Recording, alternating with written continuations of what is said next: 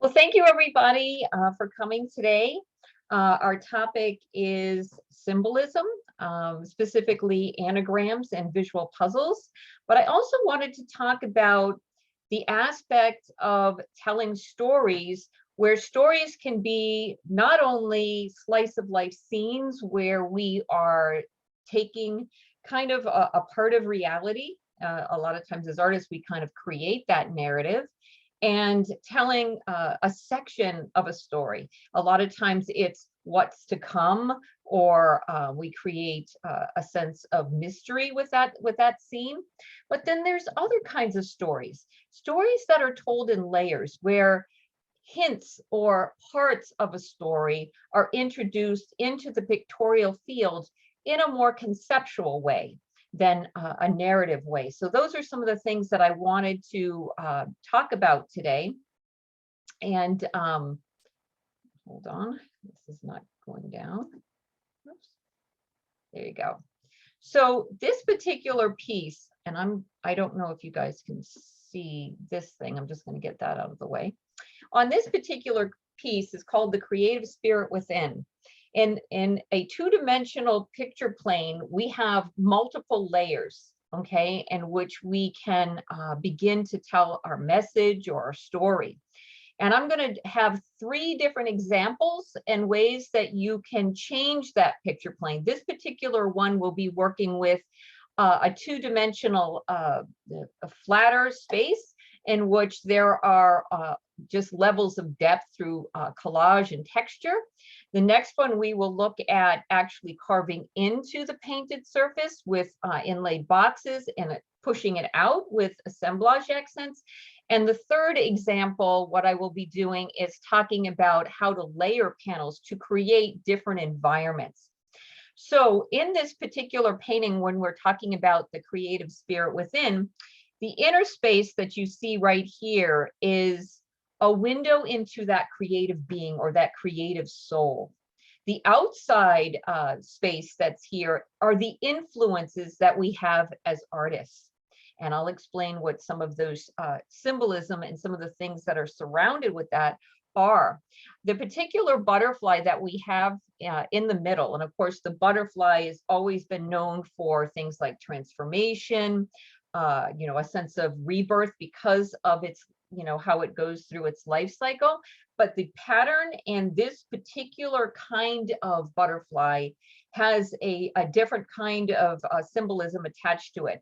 And it is about the inner soul's awakening to a new vision. It can be awakening to new perspectives. So when we are allowed to be our creative self, we allow ourselves to play, we allow ourselves to experiment, and we get lost in that sense of time where we don't have a conscious awareness of time. In other words, we are exploring, we're experimenting, we're doing things with our process, and we don't have that left brain critic that kind of comes behind us and says, well, that's not good, or why are you doing this, or this doesn't mean anything.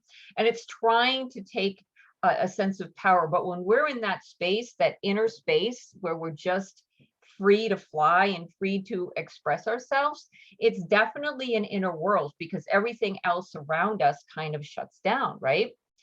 The other thing that is important is our influences. So some of the things that I did, let me just see if I can get the next slide up to show you more of a detail. Well, probably I'll go back. Oops, I went the wrong way. Oops, okay. It's probably easier to just show you here. All around this area here and all around the painting, but you can see a lot of it in this area, is as a writer, I have the opportunity to meet a lot of artists from many, many, many different creative fields. And what I ended up doing is I took quotes that really inspired me from interviews I had done with these different artists. And I printed them out onto this cream paper and started to rip them up. And throughout this whole piece underneath, and of course down in the bottom section, you can see it much more. And then if you go on my website too, you'll be able to see it in detail. Those were my influences. having the opportunity to go into the studios, watch the process of them working, interviewing them, having them spend hours with me has helped me in my journey. And so in other words, their artistic journey has informed my journey or has guided my journey. So my window as it forms, of course, all part of that inner section here is pieces that are forming. It's not concrete kind of a window. And all of the artists and the things that have surrounded me and guided me along the way, that outer space represents sort of the influences that we have. The other thing is this particular sculptural accent. It's done, it's funny because Karen and I were just talking about sculpture. It's done with a self-drying clay that I debossed into the surface. And the iconic pictures throughout are the floor, like a 4-leaf clover. Okay, so a 4-leaf clover has, in its very symbolic interpretation, is the first is hope. So we all have hope and aspirations for where our journey will bring us artistically. We have a vision for where our work is going. The second thing is faith. We have faith that if we keep working hard at it and we keep our process open enough to be kind to ourselves, not to bring in this inner critic, especially when we are at the beginnings of forming our vision or our style. I think it's very important to be kind to yourself, to allow yourself to build that confidence, okay? So the second thing is we bring forth a sense of faith that, you know, in doing our process, it'll lead us somewhere.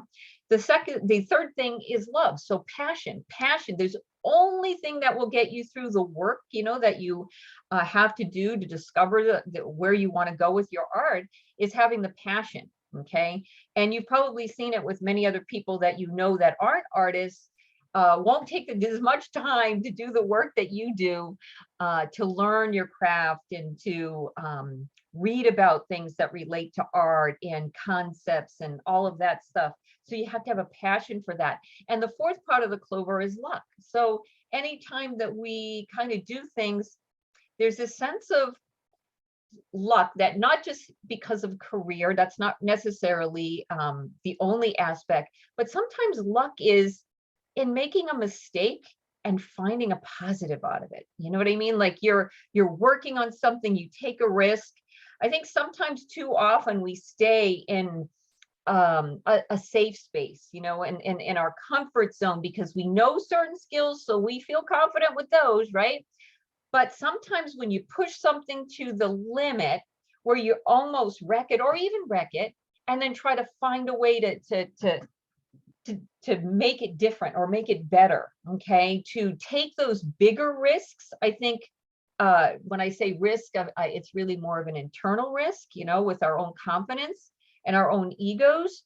I think our work grows the most, okay? So I think the areas of that don't relate in this space are the inner critic and you know, and the ego and all of those things. Those things are you know, no longer part of the mix when you're dealing with the space within or the creativity that resides within. There's also something that I'd like to share too. When I was working with the particular clay elements, when I did this piece, my daughter is a lot younger and she would go in the studio with me and I would give her some clay to work with. So that's also a reminder to me that, you know, my daughter who was young, she'd always see things with fresh eyes and she was never, you know, kids aren't afraid to play. It's just a natural thing for them. I think as adults, especially here in the States where we're kind of made to conform in an educational environment, you know, be like this, you know, do this standardized test, that, you know. And, you know, one of the interesting things that I've done as a teacher with not only my undergraduate students, but also my MFA students, is when they come into one of the very first experiences with professional practices is especially the undergraduate students, they say, well, everything that you did up, all the way up to high school and and you had it in the lower grades from that. I want you to, everything you did to conform and to fit in, I want you to forget about all those things, and we're going to start to focus on who you are. Because I think the more you know who you are as an artist, the more you're going to be able to promote that distinction and that uniqueness and that way of seeing, which is not just style, it's a way of seeing, it's the way you form ideas, the way you make marks, all of those things collectively, then we can find the audience for that. And there's a synergy between the, what it is you do and love and the audience that's out there, whatever market that thing happens to be in. So this was really about following layers. There's a lot of other things that are here. I use numerology. There's a 5 up in the corner. There's certain things that number systems and numerology has to make us understand things that have gone through either culturally, it can be scripture wise, but number 5 is really about spiritual growth. It's also about freedom.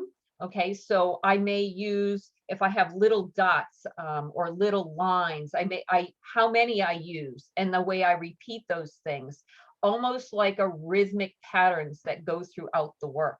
The other thing is I always think about, this is a garden. I love nature. I have leaves and flower patterns that aren't only in relief, but they're done in drawings. So for those of you who are in Visual Arts Passage, all under here, over the the text that I collaged, I used the thin tissue that I drew leaf patterns on. So they're folded, and so everything has an echo of something else, something that I like or something that was important to me in my work.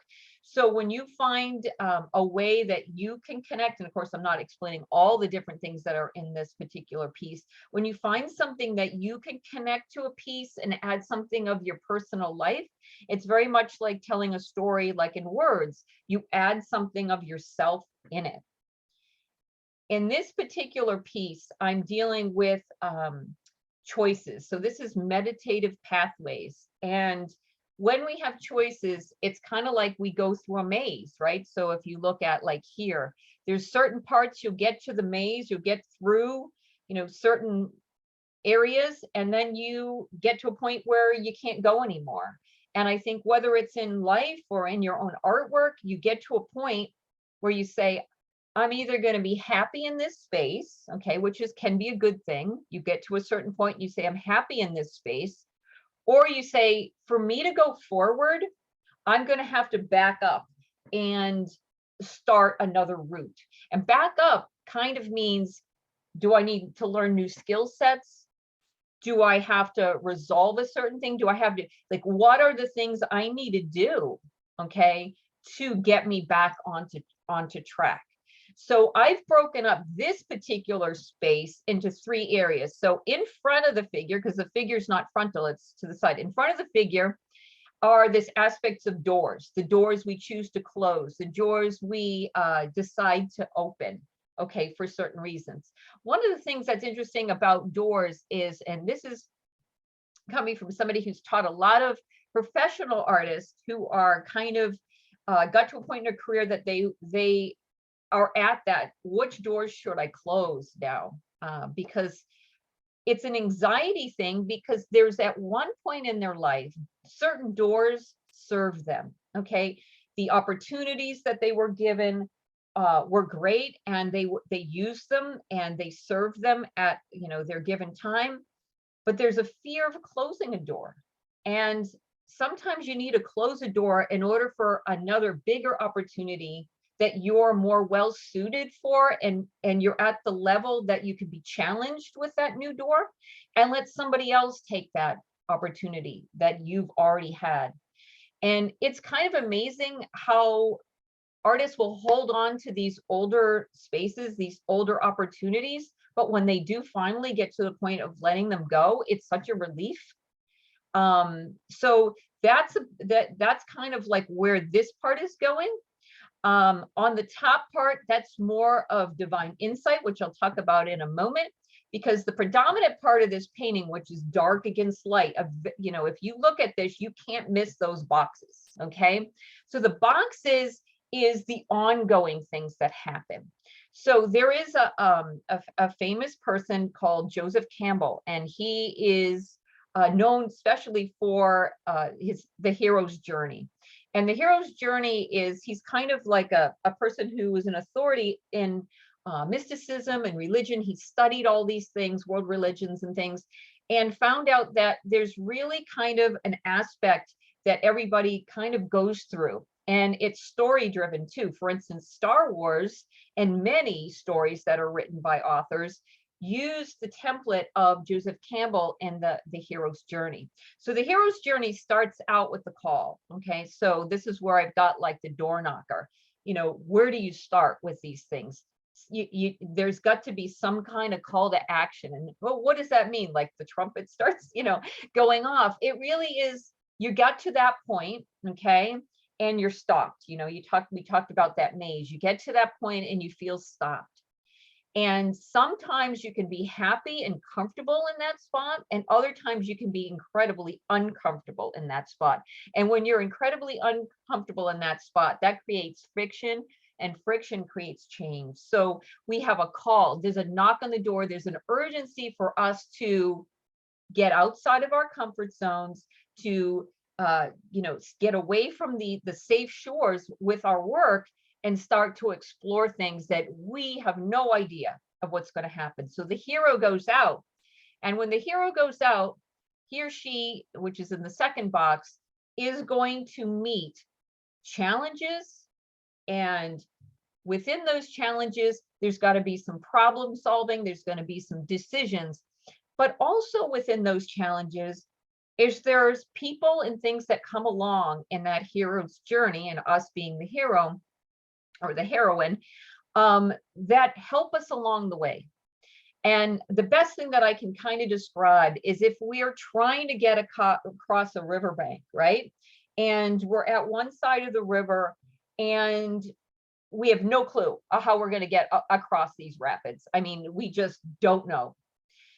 But we see a rock, a pretty decent sized rock, right near, maybe a foot away from the shore. And we know, I am positive, I can walk onto that rock and make it. But when we go away from our safe shores and we walk onto that one rock, because that's our first step, we're now at a different perspective than we were before. We see things differently because we made that move. So for some people, it may be when they got stuck in their maze and they had to back up and they said, well, geez, maybe I need to take a class. Maybe I need to learn something about this. Maybe I want to move my career this way. I got to do something to make that change. Well, I can make one step. And then when you see from that new perspective, the next step appears. And through those choices, we kind of build our way. And why do I use leaves? Leaves I use throughout all my work. Almost every painting has an element of leaves, because leaves show life changes. In winter, when the leaves are brown and they're kind of gone, and it's, when we're in those parts of our, our artistic journey that is difficult or hard or challenging, we always have to keep in mind when we're most challenged, that's when we're going to have our biggest breakthroughs, because we're trying to learn many different skill sets at once. We don't always see like this trajectory of moving forward, but what's happening is we're being uplifted on many ends. Our drawing skills, painting skills, our ability to see abstraction and reality, all the things that we learn, they're all coming up at once. And so if we keep on our path, we always know that that hard winter is eventually going to be a spring, and then it's going to be a summer, and things are going to blossom. And then that repeats. Okay, because what happens is the minute we learn a certain amount of skills, the minute we know certain amount of things in our art, our vision for ourselves is higher. So we have new parameters that we kind of set for ourselves. And so it's the changing of the leaves again. And I think for me, just being an artist, is I've learned to be comfortable in the uncomfortable, if that makes sense. I've learned to, when I feel off, to keep pushing forward, because I know that tough winter is eventually going to become the spring. And of course, the summer comes along. So the third box, okay, is a sculpture that I did. It's a combination of a leaf and like a floral type element. And that floral type element is a horn, okay? So what happens when the hero goes through the journey is they get the call, they go through lots of challenges, but through those challenges, they learn something. And when they come back, to the place that they started, they become a person that has now had the opportunity to learn things, and then they share those things with others in some way. So a horn is kind of like, like you could think of it as a megaphone in a way, but it's learning to keep those things not just to yourself, but sharing them with others and seeing how those things change along the way. The third part, and I'm hoping I have a better detail for you guys here, and I do. Okay, so the third part, when you're making a story, when you're trying to do something in a conceptual way, it's not like you're writing things where you can include a lot of stuff that people can look at. So there's things like anagrams and visual puzzles that you can create.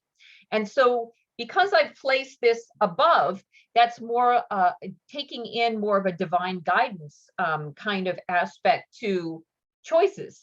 And so what I've done is, and I kind of do this a lot where I use text. So this is Matthew. So it's M-A, and I've got the T here. And when I cross the T, that usually means 2 T's, H-E, and then obviously W. And there's other things that are here too, where this is an I, and I am, and he.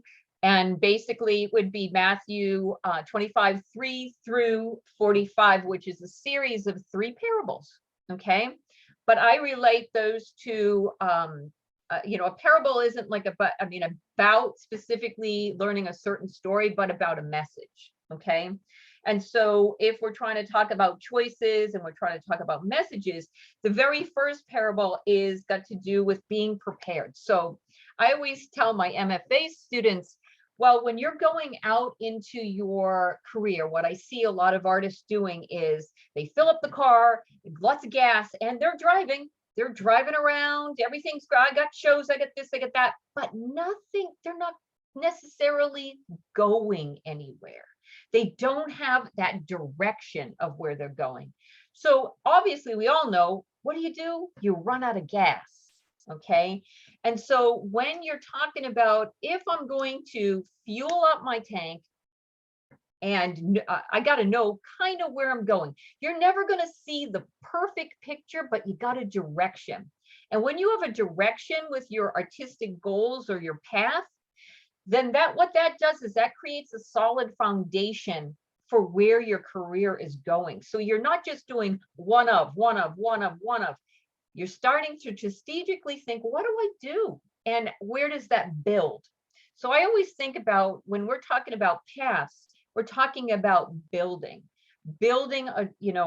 our foundation, so that everything that we do gives us leverage for the next thing. Julie was talking about doing stuff for, galleries. If this is a body of work that she's working on a particular theme, does that body of work, does she want to carry that forward to other things? So everything we do carries us forward to something else. So we're not always recreating the wheel. So getting back to our parable, it gets back to, what do we bring in the car? Okay, so we got the gas, right? We kind of know where we're going. We got to make decisions. Our car is not endless. It's not infinite. It's not huge. We have to make decisions about what we bring in that car. So things that we may bring in that car are skill sets. Okay, things we may bring in that car are things that have motivated us or inspired us. Things we don't want to bring in the car are things that no longer serve us. So we're editing what we bring. Other things that we don't want to bring in the car are other people's expectations of our work, okay? Because that's never going to be helpful for you, okay? Everything that you bring in the car is a certain amount of things are going to serve you within that moment. And that at some point you will exchange them. So say we're going on a trip and we're going to go mountain climbing, right? If we don't have our special mountain climbing equipment, we're not going to be doing a good job mountain climbing, right? So if you have aspirations or expectations for a certain thing with your work, and you know you're missing something, it's always a good idea to do the backup in our maze and get those things that you need, whatever that is. If it's playing more, experimenting more, and the more that you do, that you don't give yourselves, you just allow yourself to play and to explore without that inner critic, or something coming in and interrupting that flow, the more you're going to give your creativity confidence. So if you've got issues where it's like, I got these things that I keep, holding me back, there's ways of kind of preventing those things from happening in a safe space, working on maybe surfaces just to play that aren't expensive, that are inexpensive. So everything is not a loss. It's a gain for you, kind of like exercising for a marathon, I would think. And then the second one is actually a very famous parable. It's the parable of talents, actually, that everyone is given a certain gifts, okay? And those gifts aren't necessarily, oh, it's just art. There's usually a kind of a conglomerate of things that make every artist a unique thinking individual. And all of those gifts and talents are used in a way that they become in service to something else. There's 3 artists that I'm thinking of, and the ironic thing is they all begin with the letter M. So there's Murray Tinkleman, there's Marshall Arisman, and there's Mark English. Every single one of those artists not only were just legendary Hall of Famers, fantastic illustrators, fine artists, and all of the above, but they also had a way that they took their gifts and their talents like seeds and let them grow with other people.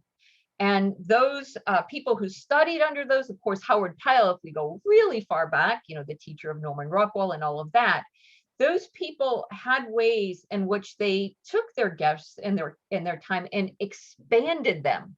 Okay. So sometimes if you think about when you're, working on the stuff that you're working, collaborate with other people, share things with other people. The more that we bring others into our process, the more we actually learn as artists.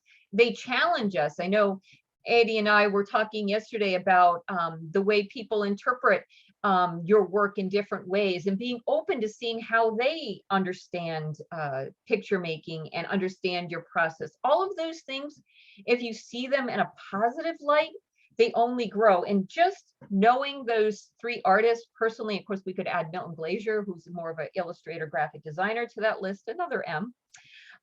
Every single one of them, Marshall is still alive. Certainly Mark English has passed away, and Murray Tinkleman has passed away. They are still living in the words and the thoughts of artists continually.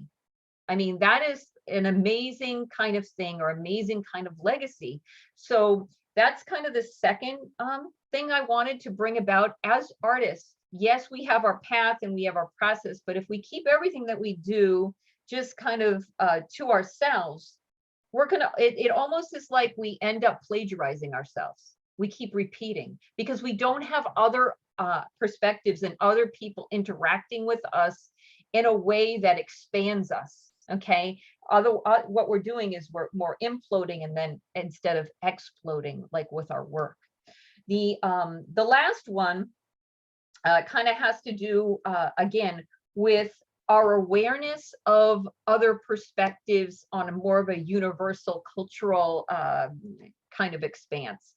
And the more that we can include, when you're talking about symbols, other kinds of cultures, other thought processes, it allows us to say, how else can I interpret this work so that it's seen more on a global audience, and that they may see it in their light, instead of just something that might be. Again, all of those things are about choices. So that's about a discussion with choice, and not necessarily a hard perspective that I'm saying. I'm just saying choices and pathways have many ways that which you can think about them. The other thing that I wanted to mention too was the area of the face. And I was originally going to put metal and bolt that down and then paint the face on there. But I thought if I used metal, that's kind of like, it's this actual, like, the things that trap us, and, all those expectations and the things we restrict ourselves from. So I thought it's really, when we restrict ourselves and we don't move forward because of things that we have playing in our minds, it's really fake. It's not real. A lot of times I feel like working with many artists over the years is they're their own worst enemies. We are our own worst enemies. We limit ourselves really at almost every opportunity, because we almost self-edit, like, no, I don't know about this. I'm not going to try this. I don't, all of these things. And we don't even let the universe even get a chance to see our expression. So that's kind of like where some of the things, there's still all other things. There's musical notes that I talked about, with the lines and the dots and all of those other kinds of things get into that as well. So this particular piece is about two worlds. This is on top of this. So this is the personal versus the universal world. Okay. So when we're talking about self-awareness, it really becomes taking an honest look at who we are, what we really want. Sometimes I hear people say, oh, well, I want my work to be this and be on the cover of Time and be famous and all of these other things. But yet what they really emotionally want aren't really as much connected to that, but they want to be connected to a work and a process that feels authentic to them. Okay. So sometimes when we simplify things and we get to the core of what it is we really want with our work, it makes a big difference, because we project sometimes what we think those things will give us might not actually do that. So let's look at that personal inner world and a couple of things that I've done with type. So there's the M and there's the E. So there's the word me, and it's broken. Okay. So sometimes in our inner world, all of the messages, all the things that are going on in our head and in our mind, it just breaks us from that little kid that just wants to play and make things with art and just explode with, like, this is fun and I love doing this. Why are we stopping ourselves from doing that? And I think it's that conditioning of got to conform. Uh-oh, my stuff doesn't look like somebody else's, And I'm telling you, from somebody who has written 7 books, the amount of art, it's in the hundreds, okay, for the articles, of interviewing people who are in every creative discipline, animation and graphic design and I mean, sculptors and painters, all kinds of disciplines, who are the best at their game. All either had one of two things in common. One, they either came into the realm just doing what it is they love to do, came up with kind of their own way of looking at things because they didn't have an awareness of everything else that was out there. And the other ones became through the ranks. Many became very successful financially, but hated what they did. And finally decided to go through sort of a reawakening of the things that they love. And what that does is that gives the message that unless you get to the point where you can just make art that's really authentic to you, that's natural to you, that's unique to you, and you're able to make art that services you, your family, everything unites. It brings lots of elements of the way you think, the way you see things, the way you like to work with materials. Until all those things kind of start to come, or at least you're on that journey, you're always going to change for somebody else's expectations. Okay. And if you want to say, well, I have to do work and I want to make money, I'm telling you, as somebody who's written 5 books on promotional strategies for artists, that your unique brand, okay, what you bring to the table, once you identify that, then that becomes your unique selling position for everything you do, because then you're not, oh, well, I can just go to so-and-so because he or she does the same thing. You provide something that's different. And that's what people are looking for, whether it's an illustration or painting or stories people can connect to. Collectors like to connect to stories, okay, that are behind work. So the other thing that's on here too, you can see the world, there's rules.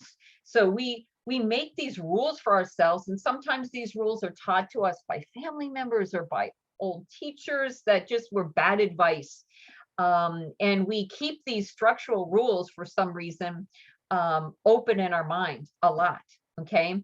The other thing is the aspect of trying to lose those things, you know, losing of ourselves. This was actually an assemblage accent of a key holder, okay, like a keyhole, I mean, a keyhole. And in the two keyholes, which are two different accents, I plugged them up.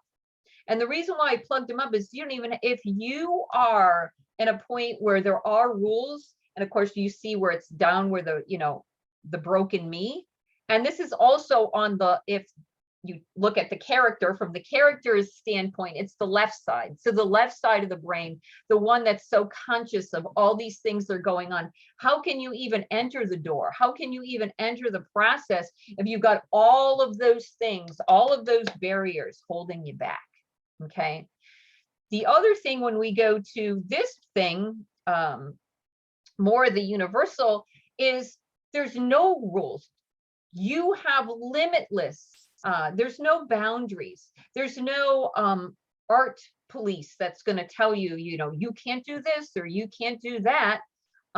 Use those instincts that you have, and use all of the experiences that you've had up to this period in your life to do your picture making. One of the things, obviously, what you see here too is the dove. The dove is a very kind of symbolic thing for this sense of freedom, a freedom of the soul. It's also, the dove is a good symbol throughout for being a messenger of sorts. So what are you looking for to kind of guide you? What is that messenger? And I like to encourage artists to use things like journals and sketchbooks, especially journals, because we can start to write down all of these aha moments of things that are important to us. And we can also write down the things that we hate. No more. We can write that really big, because when we forget, we can look back later and say, yeah, you know what? I keep saying no more this. Stop doing this. This is, and your inner little kid knows how to guide you. Okay. That little spirit inside knows how to guide you. You just have to learn to listen to it, because we can become big adults and we have had jobs and we have all this, ego, right? Got to go back to that kid, that thing inside that's telling you.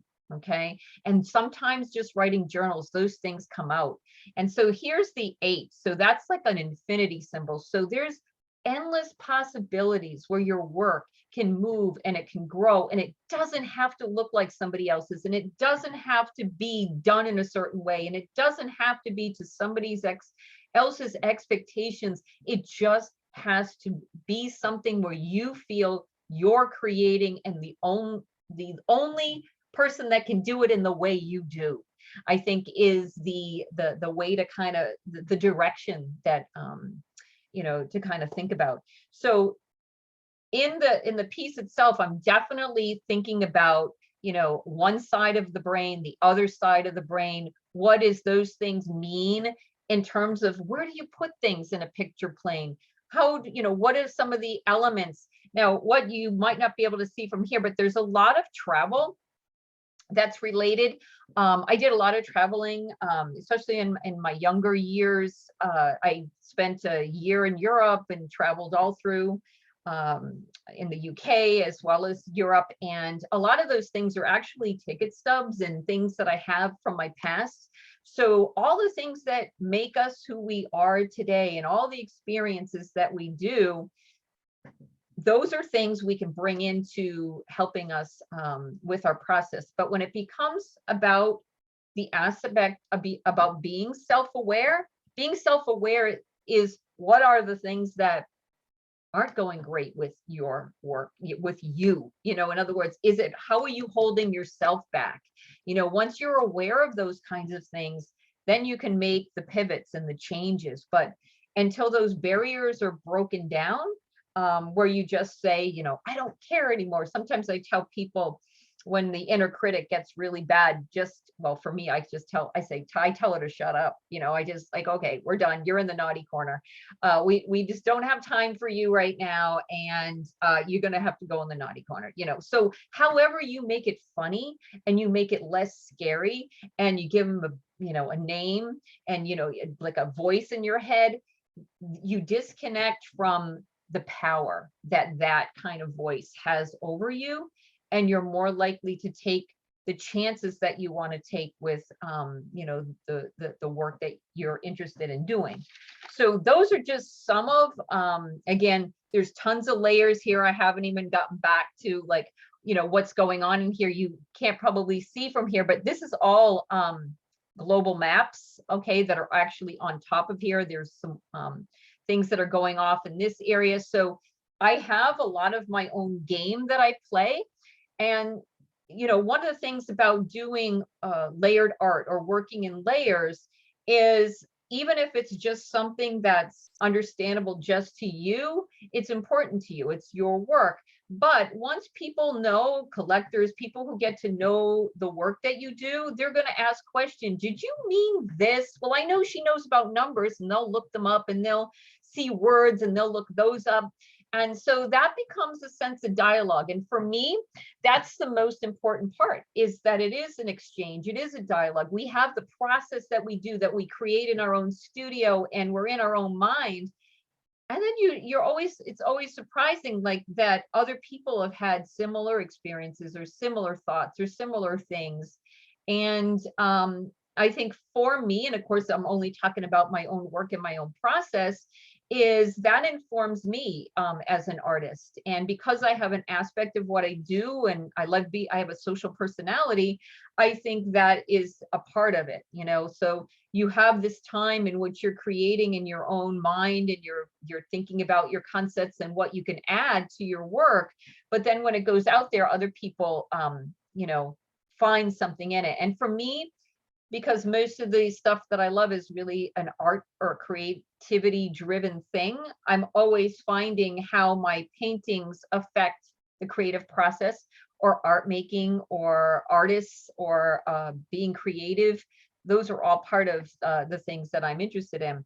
So you can kind of see a little bit more detail, but there is a ton of stuff that's going on. And music is like, whoops, sorry about that. Music is also something that's, other than leaves, which you'll see throughout all my work, is musical elements. I believe as human beings, we're very rhythmic, okay? And rhythms and flows is like breathing and moving. And it was funny because Addie even said, look at Lisa, she's talking with her hands, when we're doing our podcast. And that's how I paint. I'm very physical, and I love to be rhythmic in the way I do things. But I think as human beings, we all are that way. Like if I turned music on and we were all in a room and we're ready to dance, we're all going to start eventually kind of flowing in similar rhythms. So rhythms through life are kind of an incredible form of symbolism, okay? Because there's certain rhythms that can allow us to be in flow, and then there's other rhythms that can be, like really friction, okay? And then how we handle those elements of friction and edge. I was just talking with my students from Visual Arts Passage about the aspects of hard edge and soft edge, and bringing the environment into the figure, and why. And those are again, things that, weigh and flow, like, losing areas of the neck. Where do you lose the hair? Where do you bring in the face? And why is that important? Why is the light on one side and not the other? Okay. What do those things mean? The one part of our brain is in this sense of mystery that we don't know a lot about. The other side, the one that's more on, the left side, everything's kind of open. Everybody knows the rules. Everybody knows this and that.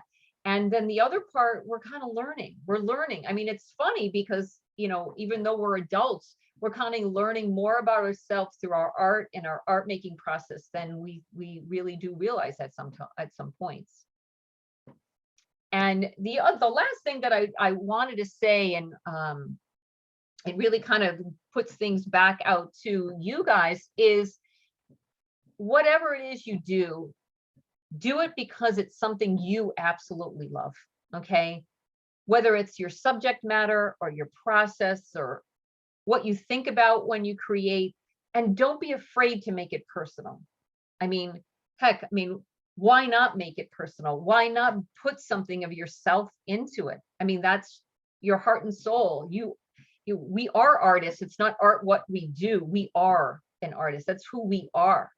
And innovate, think of new ways. Don't be afraid because, oh, well, this is how, when I learned from school that I had to do it like this, and then it's always the way I have to do it. And you feel stagnated. You feel like things just are, oh, this part is just it's a burden sometimes.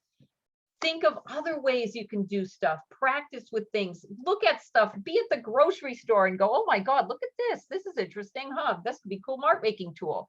Or, you know, anywhere you are, you know, I'd have like a construction guy used to come to the house when we had our older house, and they were doing some renovation, and I would just always look at all his supplies and all his little pastes and ask questions and stuff. And that's how my work became more dimensional. I learned carpentry tools and, you know, and ways of creating things, that everything that we do is a power of what if. You know, everything that we're exposed to. Can I bring that into my work? Nah, I don't know if that'll work. Yay, that would be really cool, right?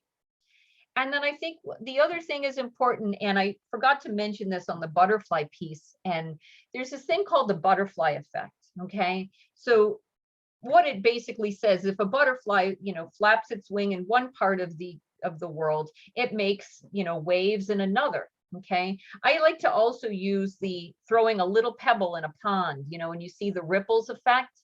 More than ever, when we put our work up onto a website or we share it in social media, it affects people in small ways. Many of you might be illustrators and you put your stuff goes on book covers and things like that. The things that we do make a difference to others. And there's an opportunity in our work, whether it's you at a gallery talking to some people, or a young student calls you up from school because they have to do an assignment to interview an artist. I see so often people say, well, I'm busy and I don't have time for that. I always try to make the time, because you don't know how that's going to affect that young individual in their journey. And I think it's an important thing, because if our art is healthy, it is going to grow and explode. I think what, you know, when I used to teach undergrads, and some of my undergraduate students they were studying to be art teachers. Okay. So they would be in, you know, the younger levels and in high school and things like that. And I'd always say, you're my favorites.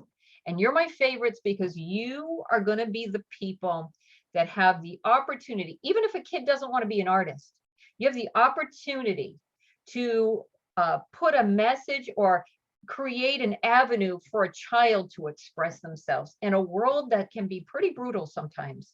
And if a young kid has the opportunity to find an outlet creatively, that kid's going to have a much more interesting, successful in their own personal happiness life than if they hadn't had that kind of an opportunity. So any way that we can is to inspire people through our creative gifts, I think is a very important thing. Did anybody have any questions? I know it was kind of a lot, and I hope I didn't go too much over time. I'm going to stop sharing, so maybe that'll be easy. I think, Lisa, you're so brilliant. Oh, thank you, really, because I always think bad, rotten things about my art, but I should not. Yep. You know. Yep. Don't hammer myself. And I can't, well, I guess it depends on your personality. So I tend to have a little more of a humorous personality. I tell her a piece of my mind when that inner critic comes in. So find your way, okay? So when you make things funny, when you change things around, what you do is you diminish that power that inner critic has, you see? So I don't have time for you today. You're in the naughty corner. I'm done. And whatever it is, and then you distract yourself. That's another little strategy. Is you say, you know what? I'm just going to go, instead of being nervous because I got this new panel I'm working on and I want to make a real painting. No, get out the scraps, get out some scrap paint, just fun, just explore. I've learned more things in my process by doing that than I would have ever done on finished pieces. Because I can go to the power of what if, like, what if I've got paint? Well, I'll just throw it on this one. Well, what if I do this? And I'm like, wow, that's interesting, because I took risks. There was no risk because it was just scraps.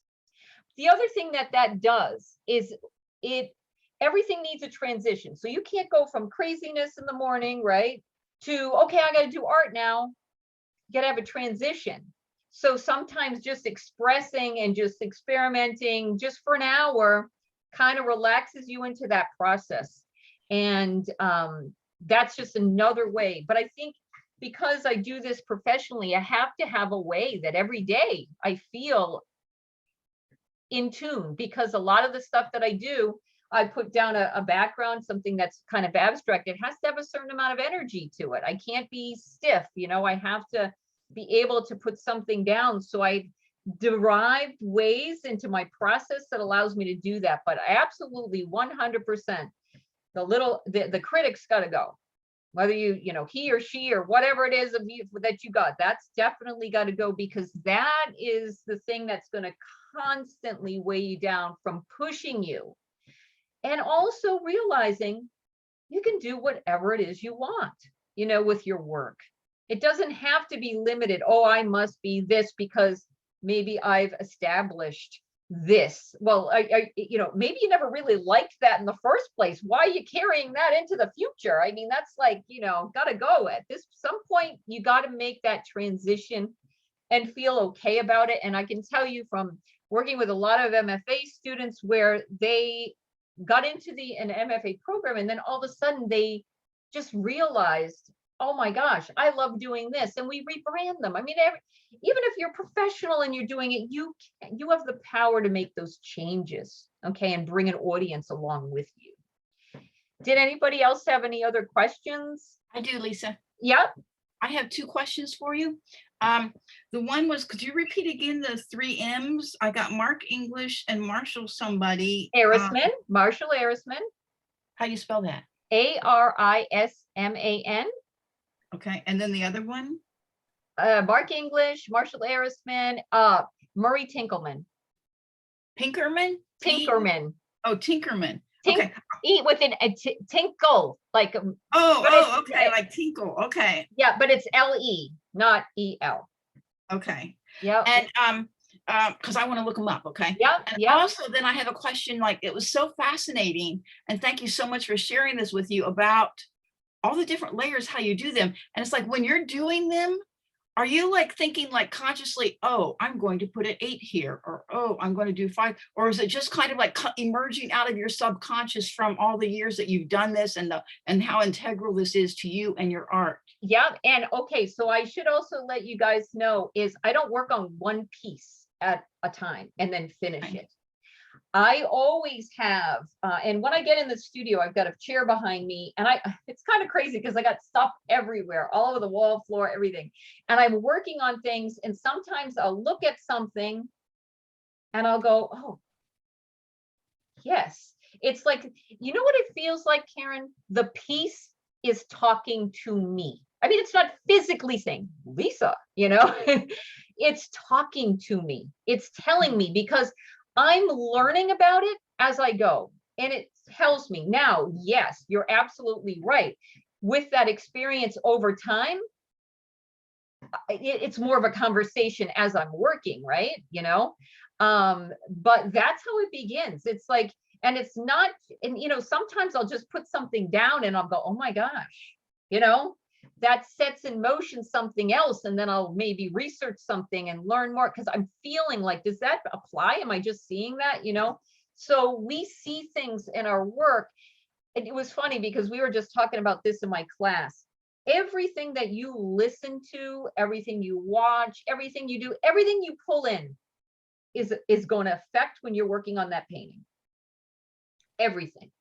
And so I always say garbage in, garbage out, because if you're not taking in anything that's good, I'm always listening, books on tape, things on symbolism, you know, constantly as I'm working.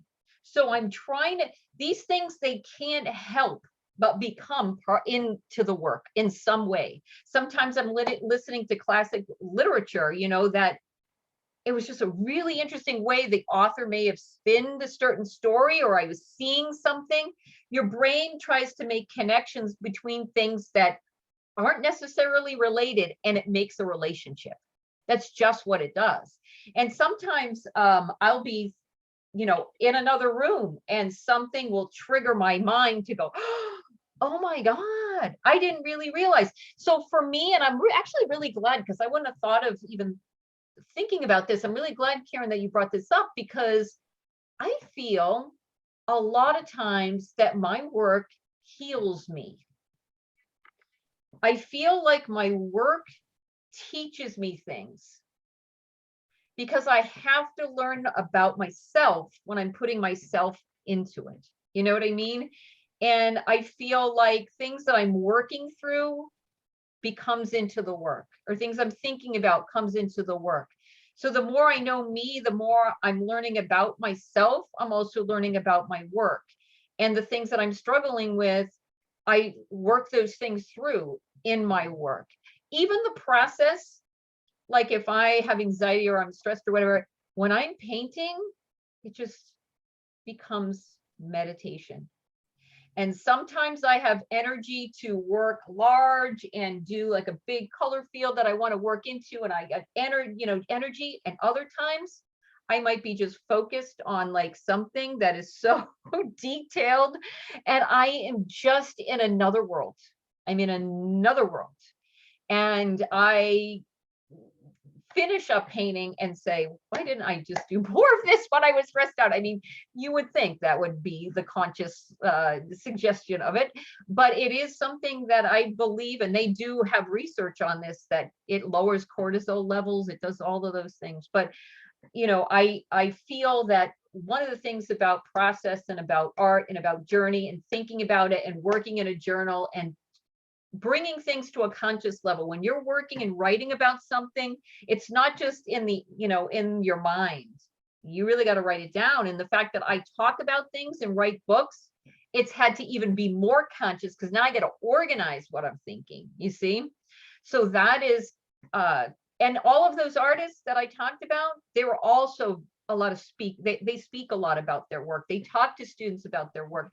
And so that makes a big difference, because what you start to realize is, oh yeah, I guess I do that. And they respond, and that informs you about certain things too.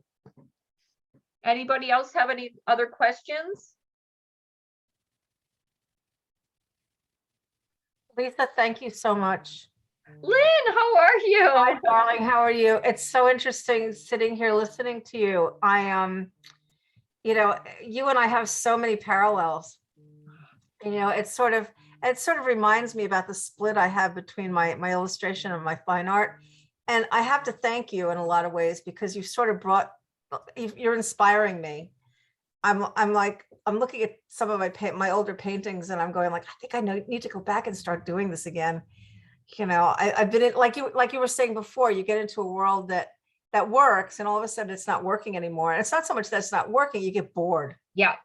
Yeah. And, you know, and I'm like, I mean, I love what I'm doing. It's a lot of fun. I'm doing some pretty edgy stuff, but I'm bored. Yeah. You know, and I miss that tactile stuff. I mean, I remember when you and I were working on that book together, we had so much fun that day, just, Yep. you know, talking about process and collage and the whole thing. And it's like, I miss that. And it's just, I'm really grateful that you're sort of back in my life. Aw. Well, the thing, Lynn, too, is And this is something I've noticed, and I know you teach too, when somebody's bored, they procrastinate. Mhm. And I find like when, like with Marywood, for instance, when I would be down there with Hartford, the minute all of a sudden something clicks in somebody's brain about a direction, it's like overnight they did 2 weeks of work. I'm not kidding.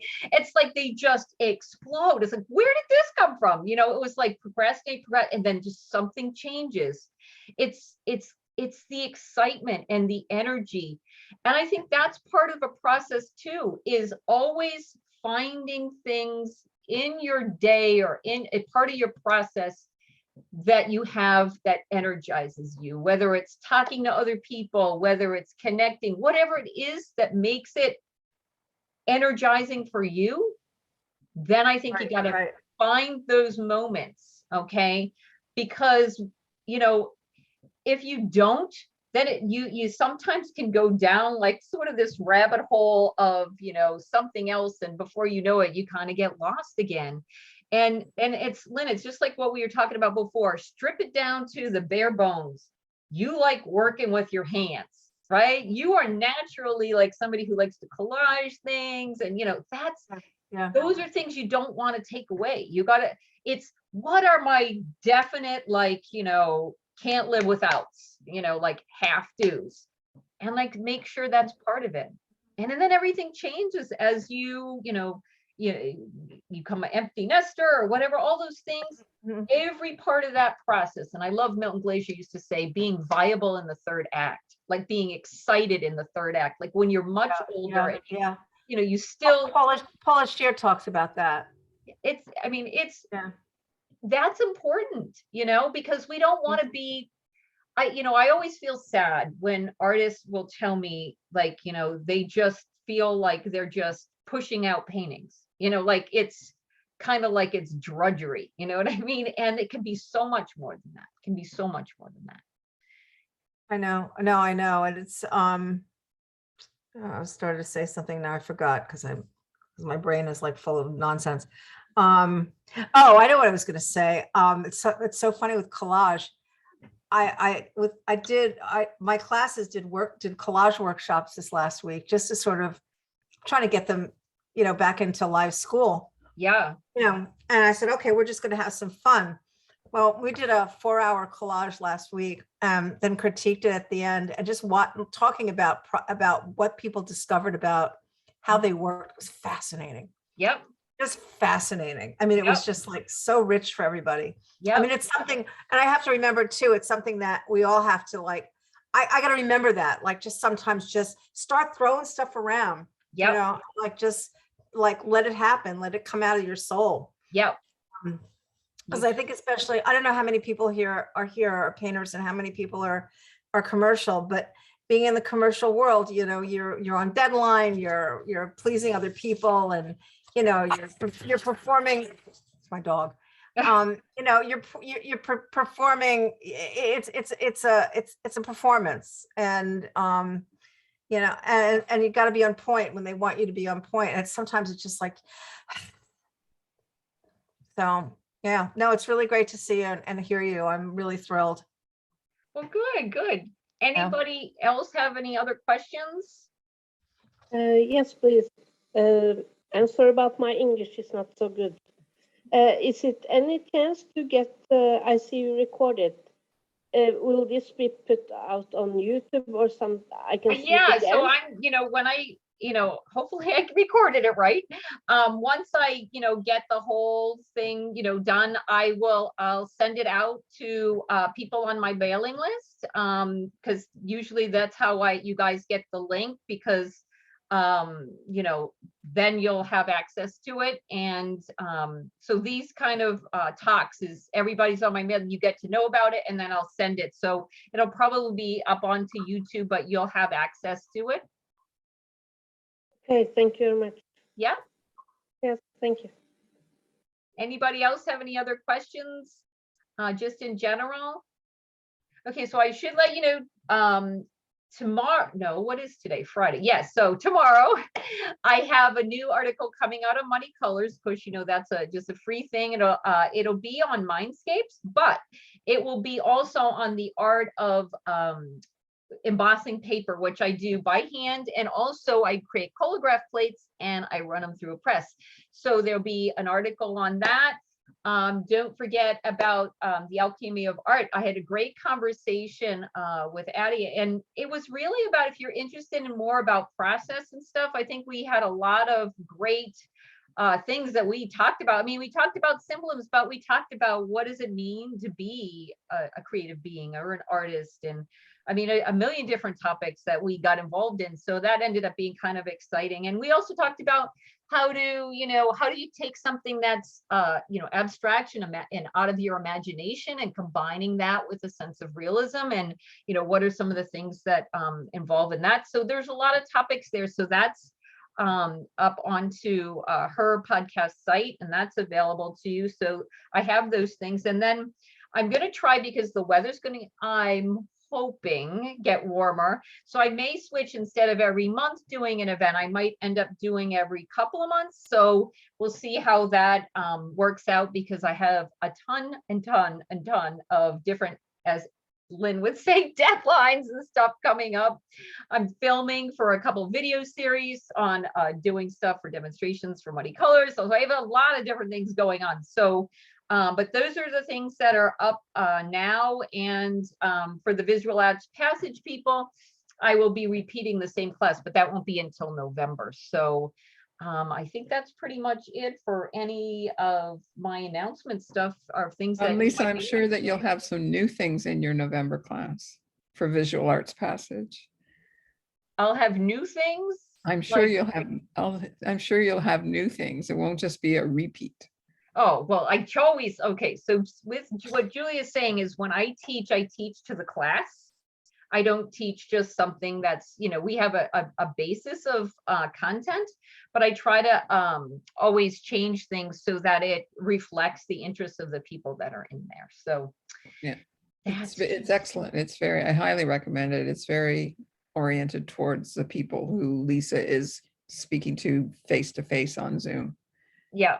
No, And we're actually, Lynn was talking about, they just did collage too. That was their last class, but the next, our last class is this Sunday. So that's all going to be, I'm going to talk about pathways and about process and how that relates to how people have come up with their really signature styles and that type of thing. So that's going to be fun. So stay tuned, guys. All right, I'm going to let you guys go if nobody else has any other questions.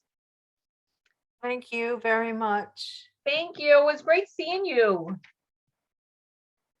Take care. Bye-bye. Bye.